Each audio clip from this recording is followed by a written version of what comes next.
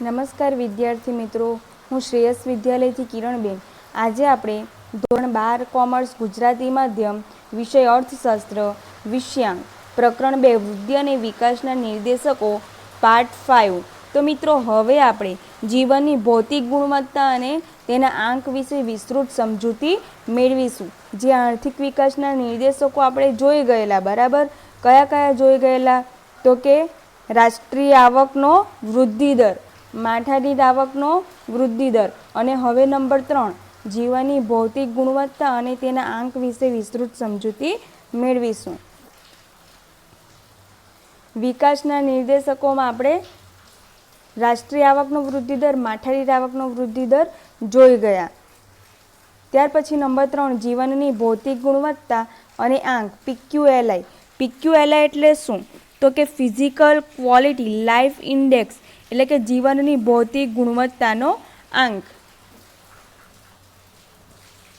તો મિત્રો, આર્થિક વિકાસ એટલે કે માનવ જીવનની ભૌતિક ગુણવત્તામાં, એટલે કે લોકોના જીવન ધોરણમાં સુધારો, જેને આપણે આર્થિક વિકાસ કહી શકીએ. તો કે જીવનની ભૌતિક ગુણવત્તામાં સુધારો થાય એટલે કે આર્થિક વિકાસ થયો ગણાય, એવું જણાવવામાં આવ્યું છે. તો કે લોકોની જીવનની ભૌતિક ગુણવત્તામાં સુધારો એટલે કે જે માનવ જીવન છે તેની પાયાની જે સુવિધા તેને મળે, તો કે એટલે કે આર્થિક વિકાસ થયો કહેવાય. તો કે આર્થિક વિકાસના નિર્દેશક તરીકે આપણે જીવનની ભૌતિક ગુણવત્તાના આંક વિશે સમજૂતી મેળવવાના છે.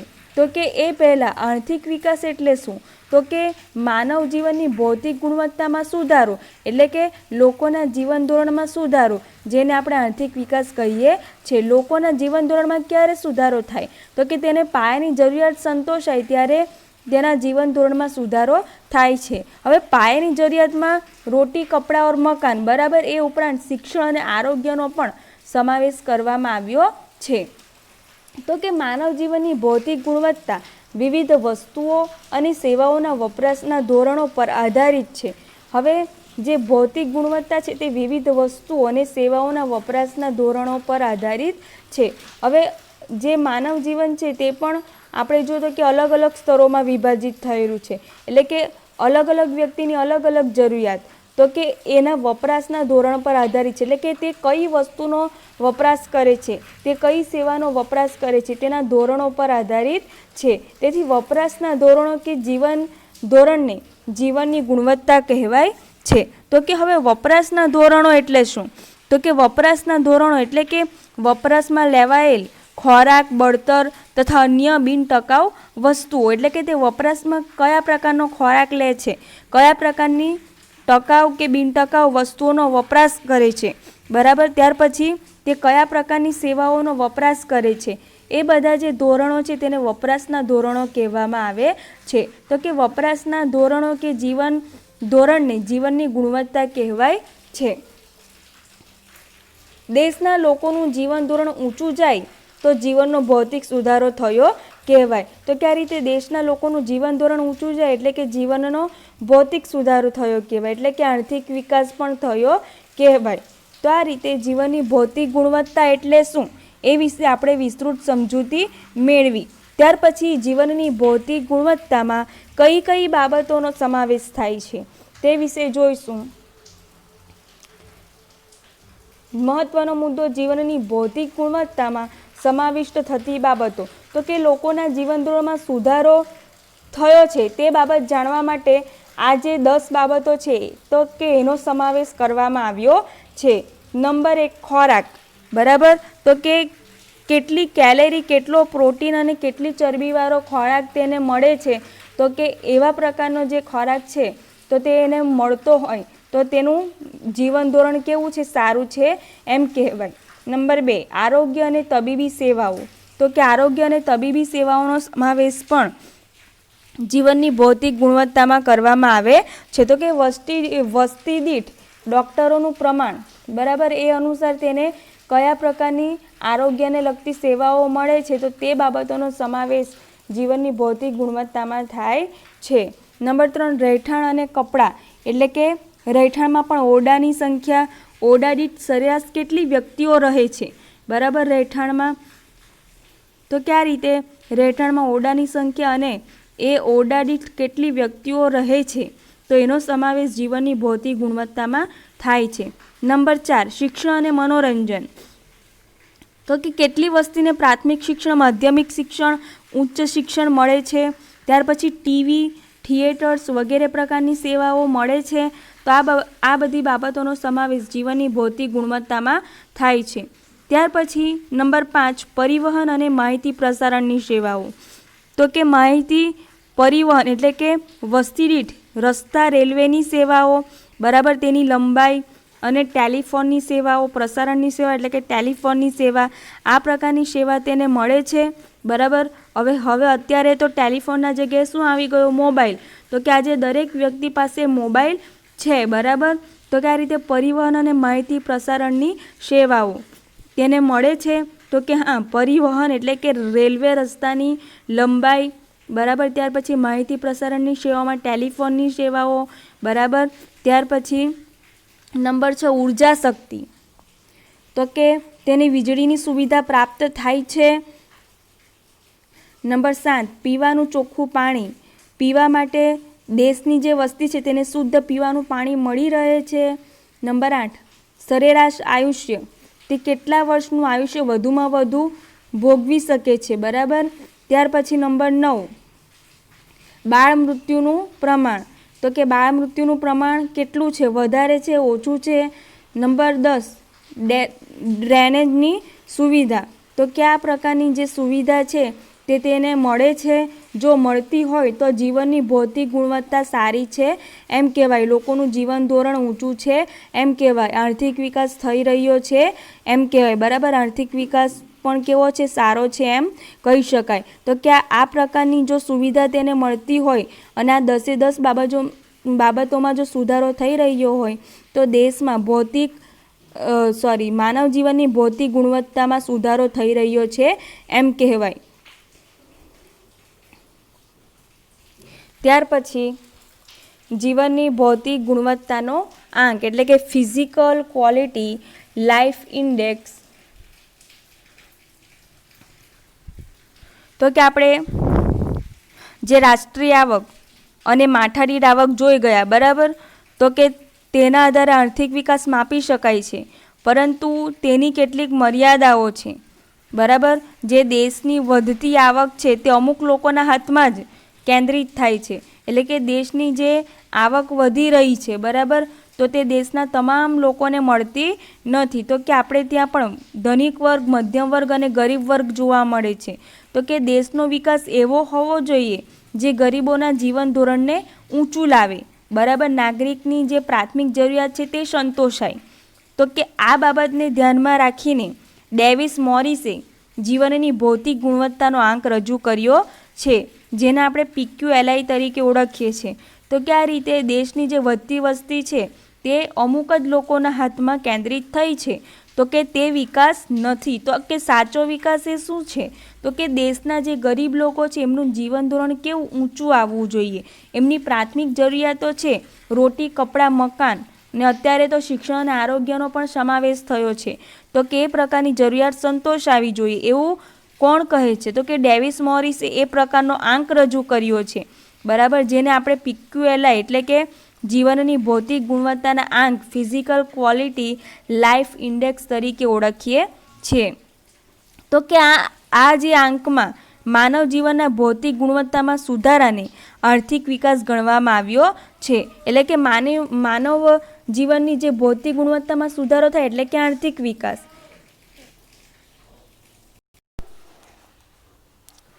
જીવનની ભૌતિક ગુણવત્તાની કક્ષા આર્થિક વિકાસની કક્ષા દર્શાવે છે. એટલે કે કોઈ પણ દેશ કે રાજ્યનો જીવનની ભૌતિક ગુણવત્તા અન્ય દેશ કે રાજ્ય કરતાં જો ચડિયાતી હોય તો શું કહી શકાય? તો કે તે દેશ કે રાજ્યની આર્થિક વિકાસની કક્ષા કેવી છે? ઊંચી છે. બરાબર. ભૌતિક જીવનની ગુણવત્તાને માપવા માટે 3 બાબતો, બરાબર, 3 બાબતો છે તે જણાવી છે. એટલે કે ઘટકો. 3 બાબતો એટલે કે ઘટકો. તો કે એમાં શિક્ષણનું પ્રમાણ, અપેક્ષિત આયુષ્ય અને બાળ મૃત્યુ દરનું દર. બરાબર. વર્ષ દરમિયાન બાળ મૃત્યુ દરનું પ્રમાણ કેટલું છે? તો કે તેને આધારે આપણે જીવનની ભૌતિક ગુણવત્તાનો આંક દર્શાવી શકીએ છીએ. તો કે શિક્ષણનું પ્રમાણ, દેશમાં સાક્ષરતાનું પ્રમાણ શિક્ષણની સ્થિતિ દર્શાવે છે. તો કે દેશમાં સાક્ષરતાનું પ્રમાણ કેટલું છે, તો કે તેના આધારે આપણે શિક્ષણની સ્થિતિ શું છે તે જાણી શકીએ છીએ. દેશમાં શિક્ષણ મેળવેલી વસ્તીની ટકાવારીના આધારે શિક્ષણનું પ્રમાણ જાણી શકાય છે. તો કે દેશમાં કેટલી વસ્તીએ શિક્ષણ મેળવ્યું છે એના આધારે આપણે શિક્ષણનું પ્રમાણ જાણી શકીએ છીએ. ત્યાર પછી નંબર 2, અપેક્ષિત આયુષ્ય. બાળકના જન્મ સમયે તે કેટલા વર્ષનું આયુષ્ય ભોગવશે તેની અપેક્ષાને પણ આપણે અપેક્ષિત આયુષ્ય કહે છે. તો કે બાળકના જન્મ સમયે તે કેટલા વર્ષનું આયુષ્ય ભોગવી શકશે, તો કે તેવી અપેક્ષા એટલે કે અપેક્ષિત આયુષ્ય. જે પ્રજાનું સરેરાશ આયુષ્ય દર્શાવે છે, તો કે પ્રજા કેટલા વર્ષનું આયુષ્ય સરેરાશ આયુષ્ય ભોગવી શકશે, તો કે તે બાળકના જન્મ સમયે તે કેટલા વર્ષનું આયુષ્ય ભોગવી શકશે તેવી અપેક્ષા રાખવામાં આવે છે, જેને અપેક્ષિત આયુષ્ય કહે છે. અપેક્ષિત આયુષ્ય વધે તો આરોગ્યની સેવાઓ સારી છે તેમ કહેવાય. આપણે જાણીએ છીએ કે 50 વર્ષોમાં અપેક્ષિત આયુષ્યનું પ્રમાણ વધ્યું છે, જે શું દર્શાવે છે, તો કે આરોગ્યની સુવિધામાં સુધારો થયો છે, આરોગ્યની સેવાઓમાં વધારો થયો છે તે દર્શાવે છે. નંબર 3, બાળ મૃત્યુ દર. તો કે બાળ મૃત્યુ દર એટલે જીવતા જન્મેલા દર 1000 બાળકોએ, કેવા જીવતા જન્મેલા દર 1000 બાળકોએ 1 વર્ષનું આયુષ્ય પૂર્ણ કર્યા પહેલાં મૃત્યુ પામતા બાળકોની સંખ્યાને બાળ મૃત્યુ દર કહે છે. તો કે જીવતા જન્મેલા દર 1000 બાળકોએ 1 વર્ષનું આયુષ્ય પૂર્ણ કર્યા પહેલાં મૃત્યુ પામતા બાળકોની સંખ્યાને આપણે બાળ મૃત્યુ દર તરીકે ઓળખીએ છીએ. જો બાળ મૃત્યુ દર ઘટે તો દેશની આરોગ્યની સગવડ વધી છે તેમ કહેવાય. તો કે આ રીતે વર્ષ દરમિયાન જો બાળ મૃત્યુ દરનું પ્રમાણ ઘટે તો એનો અર્થ શું થશે, તો કે આરોગ્યની સુવિધામાં સુધારો થયો છે, આરોગ્યની સગવડ વધી છે એમ કહી શકાય. તો કે આ રીતે PQLIનું અહીં તમને સૂત્ર આપવામાં આવ્યું છે. PQLI એટલે કે જીવનની ભૌતિક ગુણવત્તાનો આંક બરાબર શિક્ષણનું પ્રમાણ પ્લસ અપેક્ષિત આયુષ્યનો આંક પ્લસ બાળ મૃત્યુ દરનો આંક, જે તમને 100ના ગુણકમાં આપ્યો હોય બરાબર, તો કે એને બાળ મૃત્યુ દરનો આંક, અપેક્ષિત આયુષ્યનો આંક અને શિક્ષણનું પ્રમાણ જે આપણે શું છે તે જાણ્યું બરાબર. તો કે જે સાક્ષરતાનું પ્રમાણ છે, દેશમાં સાક્ષરતાનું પ્રમાણ એટલે કે શિક્ષણનું પ્રમાણ જાણી શકાય, અપેક્ષિત આયુષ્ય કઈ રીતે જાણી શકાય, તો કે બાળકના જન્મ સમયે તે કેટલા વર્ષનું આયુષ્ય ભોગવશે તેવી અપેક્ષા બરાબર. તો કે તે એટલે કે અપેક્ષિત આયુષ્ય. ત્યાર પછી બાળ મૃત્યુ દર, તો કે વર્ષના સમયગાળા દરમિયાન કેટલા બાળકો મૃત્યુ પામ્યા છે બરાબર, તેનું પ્રમાણ એટલે કે બાળ મૃત્યુ દર. આ 3 બાબતોને જ કેમ ધ્યાનમાં લેવામાં આવી બરાબર, તો તે વિશે તમને અહીં 3 કારણો આપ્યા છે. તો કે આ 3 બાબતો અંગેના વિશ્વાસપાત્ર આંકડાઓ દરેક દેશમાંથી મેળવી શકાય છે. તો કે એક દેશ કે રાજ્યની તુલના આપણે અન્ય દેશ કે રાજ્ય સાથે કરવી હોય તો કે તેના શિક્ષણના આંકડાઓ, ત્યાર પછી અપેક્ષિત આયુષ્ય અને જે બાળ મૃત્યુ દર છે તેના આંકડાઓ આપણને વિશ્વાસપાત્ર મળી રહે છે. આ 3 નિર્દેશકો પરિબળો પ્રયત્ન નહીં પરંતુ પરિણામ દર્શાવે છે. તો કે આ જે 3 આપણે આંકડાઓ જે મળે છે, જે નિર્દેશકો છે, શિક્ષણનું પ્રમાણ, ત્યાર પછી અપેક્ષિત આયુષ્ય અને બાળ મૃત્યુ દર, તો કે તેના આપણને પરિણામ મળે છે બરાબર, ચોક્કસ આંકડાઓ મળે છે. આ 3 બાબતો વસ્તુલક્ષી હોવાથી કામગીરીની તુલના માટે વ્યાજબી ધોરણો પૂરા પાડે છે. તો કે આ જે 3 બાબતો છે તે વસ્તુલક્ષી છે અને તેને પરિણામે આપણને વ્યાજબી ધોરણો પૂરા પાડે છે. નંબર 1, શિક્ષણ. તો કે શિક્ષણનું પ્રમાણ એ જીવનની ભૌતિક ગુણવત્તાનો મહત્વનો માપદંડ છે. શિક્ષણનો વધારો એ વ્યક્તિના કલ્યાણનો વધારો દર્શાવે છે. એટલે જો શિક્ષણમાં સુધારો થાય, શિક્ષણમાં વધારો થાય તો વ્યક્તિનું જીવન ધોરણ સુધરે છે એમ કહી શકાય. વ્યક્તિની કુશળતા અને દેશના વિકાસની આવશ્યક બાબત ગણાય છે. તો કે કોઈપણ વ્યક્તિની કુશળતા દેશના વિકાસની આવશ્યક બાબત એટલે કે શિક્ષણ બરાબર. જો શિક્ષિત વ્યક્તિ હશે તો તે પોતાની કુશળતાનો યોગ્ય ઉપયોગ કરીને પોતાનો વિકાસ સાધી શકશે અને પોતાના વિકાસ દ્વારા સમાજનો વિકાસ કરી શકશે. સમાજનો વિકાસ થશે તો રાજ્યનો વિકાસ થશે અને રાજ્યનો વિકાસ થશે તો અંતે દેશનો પણ વિકાસ થશે. તો કે આ રીતે વ્યક્તિની જે કુશળતા છે તે શિક્ષણના આધારે આપણે માપી શકીએ છીએ. તેથી જીવનની ભૌતિક ગુણવત્તાનો મહત્વનો જો કોઈ માપદંડ હોય તો તે શિક્ષણ છે. અપેક્ષિત આયુષ્ય, જો વ્યક્તિ તંદુરસ્ત હોય બરાબર તો તે સારી રીતે કાર્ય કરી શકે છે.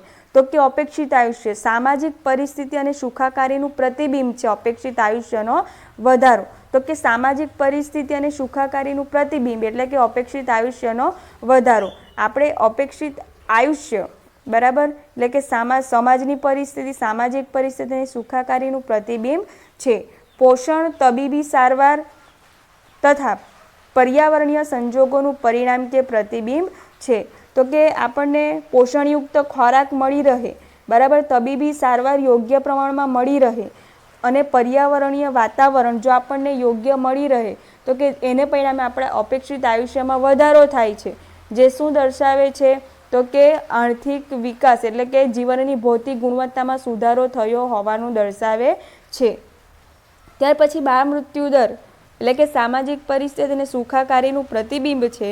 બાળ મૃત્યુ દર, પીવાનું સ્વચ્છ પાણી મળી રહે છે, ઘરનું પર્યાવરણ યોગ્ય છે, મહિલાઓની સ્થિતિ, માતૃત્વની કામગીરીનું સંવેદનશીલ પ્રતિબિંબ છે. જો બાળ મૃત્યુ દરનું પ્રમાણ ક્યારે ઘટાડી શકાય તો તેને પીવાનું ચોખ્ખું પાણી મળી રહે, ઘરનું પર્યાવરણ જે છે તે યોગ્ય પ્રકારનું હોય બરાબર, મહિલાઓની સ્થિતિ યોગ્ય હોય, માતૃત્વની કામગીરીનું સંવેદનશીલ પ્રતિબિંબ એટલે કે બાળ મૃત્યુ દરમાં ઘટાડો. તો કે આ પ્રકારની જે ત્રણ તમને બાબતો જણાવી છે, શિક્ષણ, અપેક્ષિત આયુષ્ય અને બાળ મૃત્યુ દર, જો એની પરિસ્થિતિ કે એમાં જો સુધારો થયો હોય તો જીવનની ભૌતિક ગુણવત્તામાં પણ સુધારો થયો છે એમ કહી શકાય. ત્યાર પછી જીવનની ભૌતિક ગુણવત્તાના આંકની રચના. તો કે જીવનની ભૌતિક ગુણવત્તાનો આંક કઈ રીતે જાણી શકાય? દરેક નિર્દેશ એટલે કે શિક્ષણ, આયુષ્ય, બાળ મૃત્યુ દરને 100નો ભાર આપવામાં આવે છે. તો આ રીતે 100નો ભાર દરેકને આપવામાં આવે છે.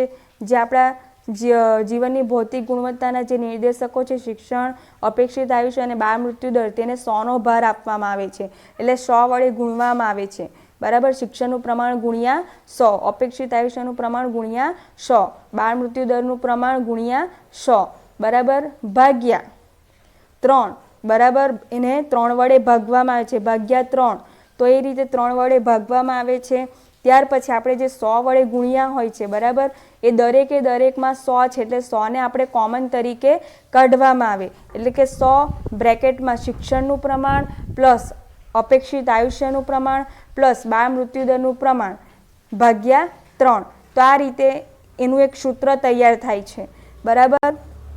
અહીં તમને આપ્યું છે જીવનની ભૌતિક ગુણવત્તાનો આંક બરાબર, શિક્ષણના પ્રમાણના ગુણાંક વત્તા અપેક્ષિત આયુષ્યના ગુણાંક વત્તા બાળ મૃત્યુ દરના ગુણાંક ભાગ્યા 3 ગુણ્યા 100. તો આ પ્રકારે જીવનની ભૌતિક ગુણવત્તાનો આંક છે તેનું સૂત્ર તૈયાર થાય છે. તો કે દેશની તે નિર્દેશની કામગીરીના આધારે 0 થી 100ના આંકની વચ્ચેના ગુણ મૂકવામાં આવે છે. એટલે કે 0 થી 100 બરાબર તેના આંકમાં તેને ગુણ આપવામાં આવે છે. એટલે કે શિક્ષણનું પ્રમાણ છે તે પણ 0 થી 100ની વચ્ચે જ રહે છે.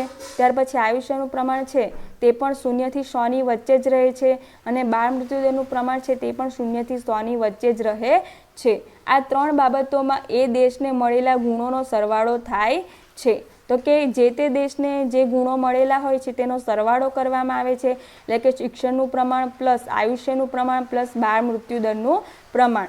હવે આ સરવાળાને 3 વડે ભાગીને સરેરાશ કાઢવામાં આવે છે. આપણે સરેરાશ કાઢવી હોય તો તેને એટલા વડે ભાગવા પડે. તો ભાગ્યા 3 આપણે કર્યું, જે સૂત્રમાં જોઈ ગયા આપણે બરાબર. જે આંક મળે તે PQLIના આંક તરીકે ઓળખાય છે. તો કે આવું કોણે કહ્યું છે? તો કે ડેવિડ મોરિસ દ્વારા કહેવામાં આવ્યું છે. તો કે PQLI એટલે શું?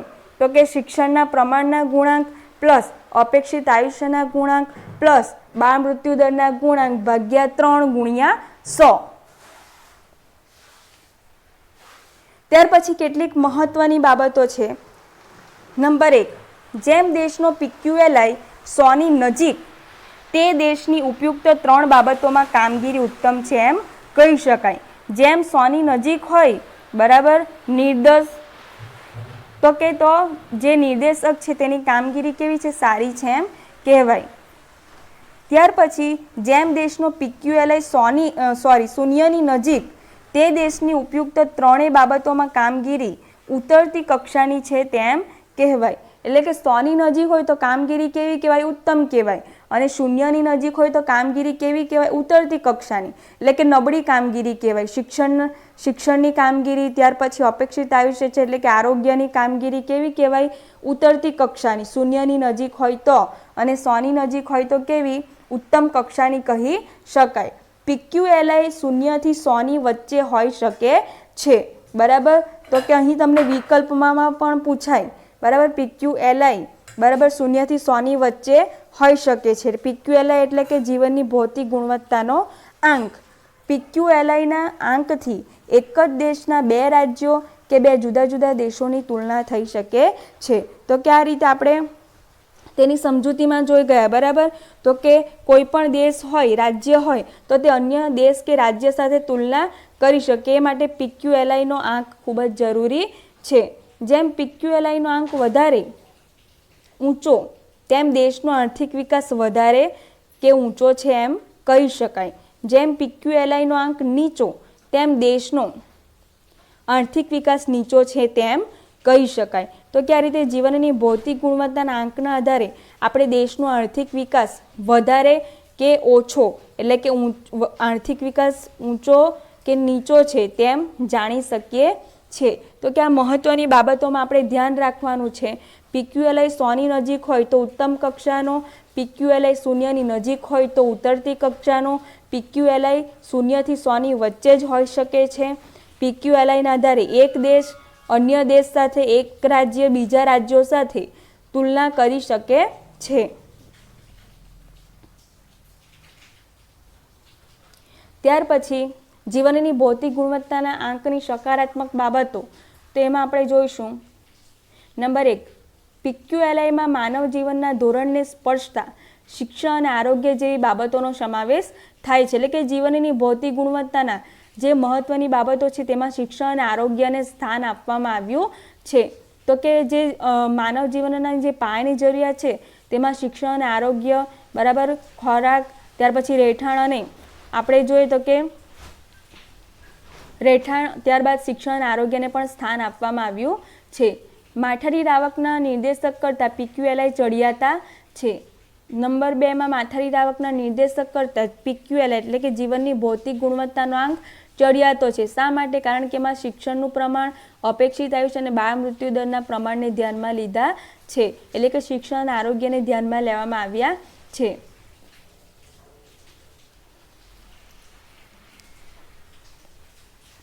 તો કે જે આવક છે, બરાબર, તે અમુક જ લોકોના હાથમાં કેન્દ્રિત થાય છે.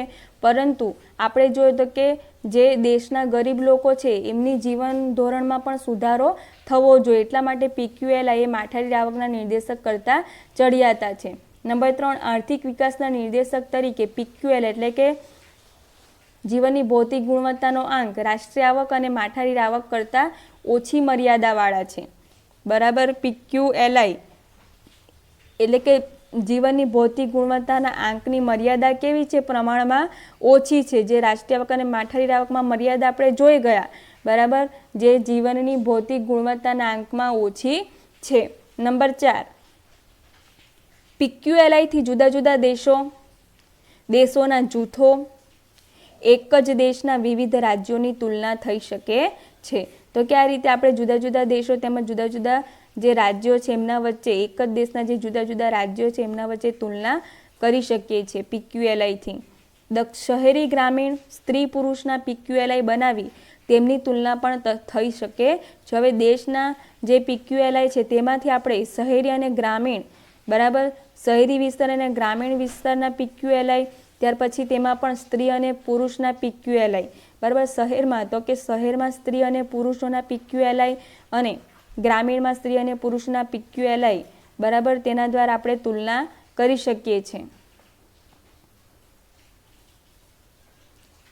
તો કે જીવનની ભૌતિક ગુણવત્તાની કેટલીક મર્યાદાઓ પણ છે.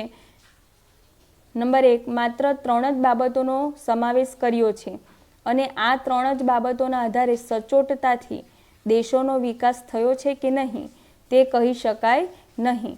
સાચો અંક મેળવવા 3 બાબતો સિવાયની બાબતોનો પણ સમાવેશ કરવો જોઈએ. તો કે આપણે જોઈએ છે કે જીવનની ભૌતિક ગુણવત્તામાં શિક્ષણ, ત્યાર પછી અપેક્ષિત આયુષ્ય અને બાળ મૃત્યુ દર એ 3 બાબતોને ધ્યાનમાં લીધા છે. બરાબર, તો તે સાચો આર્થિક વિકાસ કહી શકાય નહીં. તો કે એ સિવાયની જે બાબતો છે તેનો પણ સમાવેશ થવો જોઈએ. નંબર 2, માત્ર સરેરાશ દર્શાવે છે. આપણે જે સૂત્ર જોઈ ગયા, બરાબર, શિક્ષણનું પ્રમાણ પ્લસ અપેક્ષિત આયુષ્યનું પ્રમાણ એટલે કે અપેક્ષિતાંક પ્લસ બાળ મૃત્યુ દરનું પ્રમાણ ભાગ્યા 3, બરાબર, ગુણ્યા 100. તો કે એ રીતે આપણે જો તો કે 3 નિર્દેશકના મળેલા આંકને 3 વડે ભાગવાથી મળતો આંક એટલે PQLI છે, જે સરેરાશ છે. સરેરાશથી તે દેશની 3 બાબતોમાં અગ્રીમતા કે પછાતતા કહી શકાય નહીં. તો કે આ જે સરેરાશ શોધવામાં આવે છે તેમાં કઈ 3 બાબતોમાં અગ્રીમતા છે, બરાબર, કઈ બાબત શ્રેષ્ઠ છે અને કઈ બાબત નબળી છે તે જાણી શકાતું નથી. સરેરાશથી નિર્ણયો લેવાતા નથી. તો એટલા માટે માત્ર સરેરાશ જ દર્શાવે છે અને સરેરાશથી નિર્ણયો લઈ શકાતા નથી. નંબર 3, કોઈ દેશનો PQLI નો દર ઊંચો હોય તો દેશનો બીજા દેશો કરતાં વધારે છે તેમ સામાન્યીકરણ કરી શકાય નહીં. તો આ રીતે PQLI નો દર જો અન્ય દેશો કરતાં ઊંચો હોય, બરાબર, તો તેના આધારે આપણે કોઈ પણ પ્રકારનો નિર્ણય લઈ શકતા નથી. નંબર 4, 3 ધોરણને માનવ જીવનમાં એક સરખું મહત્વ એટલે કે 100 અંક અપાય છે જે અયોગ્ય છે. 3 બાબતો માનવ જીવનમાં એક સરખું મહત્વ ધરાવતી નથી. તો કે આ 3 બાબતોમાંથી સૌથી વધુ મહત્વ આપણે જોઈએ તો કે આરોગ્ય, બરાબર, તંદુરસ્તી, ત્યાર પછી શિક્ષણ. તો કે આ જે 3 નિર્દેશકો છે, બરાબર, 3 બાબતો છે, તો તે એ માનવ જીવન માટે એક સરખું મહત્વ ધરાવતી નથી. નંબર 5, જીવનની ભૌતિક ગુણવત્તા આંકમાં આવક વૃદ્ધિ મહત્વની છે જેની ઉપેક્ષા કરી છે. તો કે જીવનના ભૌતિક ગુણવત્તાના આંકમાં આવક વૃદ્ધિ અંગે કોઈ પણ બાબત જણાવવામાં આવી નથી. તો કે જેની ઉપેક્ષા કરવામાં આવી છે. નંબર 6, ધનિક દેશોની PQLI વધવાની ગતિ ધીમી હોય છે, બરાબર, કારણ કે સરેરાશ આયુષ્ય અમુક હદથી વધારી શકાતું નથી. તો કે આ રીતે જે ધનિક દેશો હોય છે તેનો જે જીવનની ભૌતિક ગુણવત્તાનો આંક છે તે વધવાની ગતિ કેવી હોય છે? ધીમી હોય છે, કારણ કે સરેરાશ આયુષ્ય છે તે અમુક હદથી વધારી શકાતો નથી. તો કયા પ્રકારે તેની જે 6 મર્યાદાઓ છે એ તમારે યાદ રાખવાની છે. આજનું તમારું હોમવર્ક છે પ્રશ્ન 1, એક વાક્યમાં જવાબ આપો. એમાં નંબર 1, જીવનની ભૌતિક ગુણવત્તાનો આંક કોણે રજૂ કર્યો હતો? નંબર 2, બાળ મૃત્યુદર એટલે શું? નંબર 3, PQLI નું પૂરું નામ લખો. નંબર 4, 2 દેશોના આર્થિક વિકાસની તુલનાના નિર્દેશક જણાવો. નંબર 5, જીવનની ભૌતિક ગુણવત્તા કેવી રીતે નક્કી થાય છે? નંબર 6, જીવનની ભૌતિક ગુણવત્તા માપવાના ધોરણો જણાવો. નંબર 7, અપેક્ષિત આયુષ્ય એટલે શું? નંબર 8, સાક્ષરતાનું પ્રમાણ એટલે શું? નંબર 9, જીવનની ભૌતિક ગુણવત્તાનો મહત્વનો માપદંડ જણાવો. જીવનની ભૌતિક ગુણવત્તાનો મહત્વનો માપદંડ જણાવો.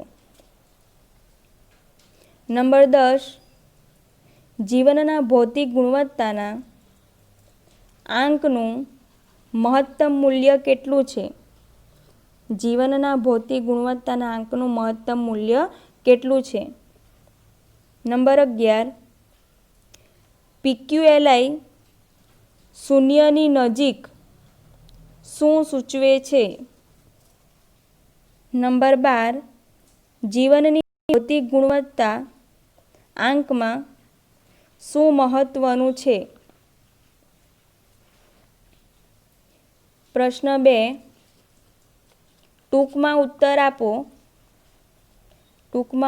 આપો. જીવનની ભૌતિક ગુણવત્તા એટલે શું? તેમાં કઈ બાબતોનો સમાવેશ થાય